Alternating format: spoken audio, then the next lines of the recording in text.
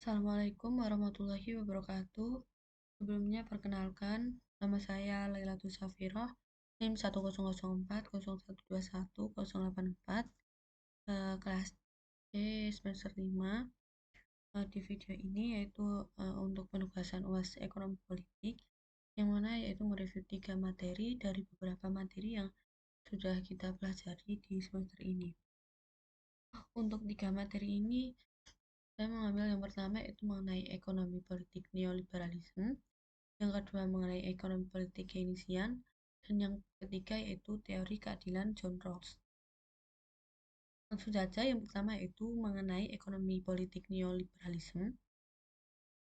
Jadi neoliberalisme ini merupakan pandangan bahwa perekonomian harus dijalankan secara bebas dengan mengurangi intervensi dari pemerintah.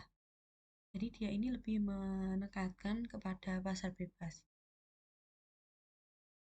Neoliberalisme ini bertujuan untuk mengurangi campur tangan negara dalam ekonomi yang untuk kemudian digantikan oleh pasar, dan pasar dijadikan sebagai satu-satunya cara atau sistem untuk mengatur perekonomian dan sekaligus satu-satunya tolak ukur untuk menilai keberhasilan semua kebijakan pemerintah. Jadi ekonomi neoliberalisme ini dia menekankan kepada deregulasi, privatisasi, dan monetarisasi. Yang pertama itu deregulasi, yang merupakan proses pengurangan atau penghapusan regulasi pemerintah dalam kegiatan ekonomi atau bisnis atau industri. Kemudian yang kedua ini ada privatisasi, ialah bentuk penjualan saham milik perusahaan perseroan termasuk BUMN kepada pihak lain dalam upaya meningkatkan nilai perusahaan, memperluas kepemilikan saham, dan memperbesar manfaat bagi negara maupun masyarakat. Dan yang ketiga yaitu monetarisasi, yang mana monetarisasi ini menekankan uang yang beredar. Karena jika uang yang beredar semakin tinggi, maka inflasi juga akan semakin tinggi. Jadi, untuk uang yang beredar ini harus ditekan agar inflasinya ini bisa stabil, tidak terjadi inflasi. Mungkin untuk penjelasan mengenai ekonomi neoliberalisme ini saja. Untuk materi selanjutnya yaitu mengenai ekonomi politik Keynesian.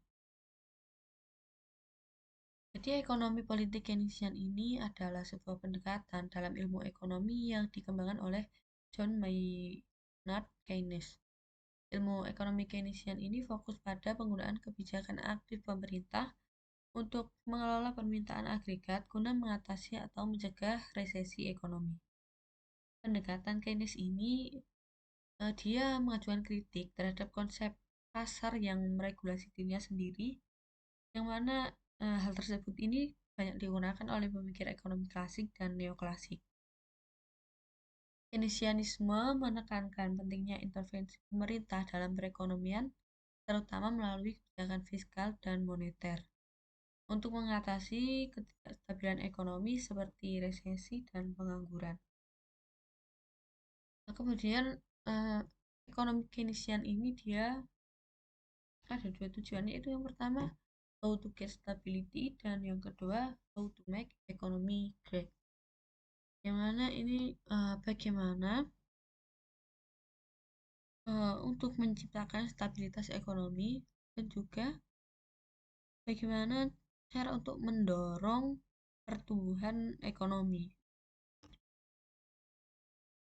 Mungkin untuk penjelasan mengenai Keynesian itu saja. Langsung lanjut ke materi selanjutnya yaitu teori keadilan John Rawls.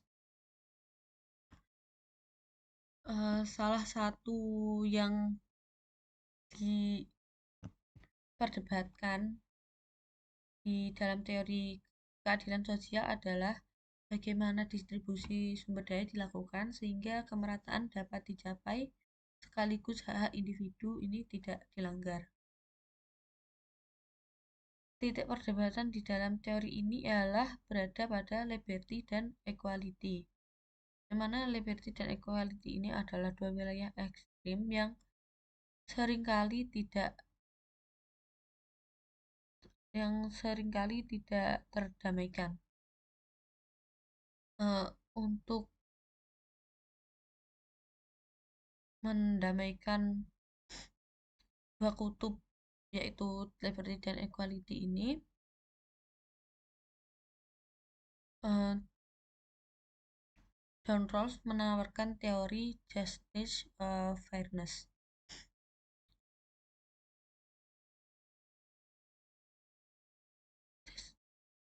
Kata John Rawls, justice is the first virtue of social intuition as thought is of system of law.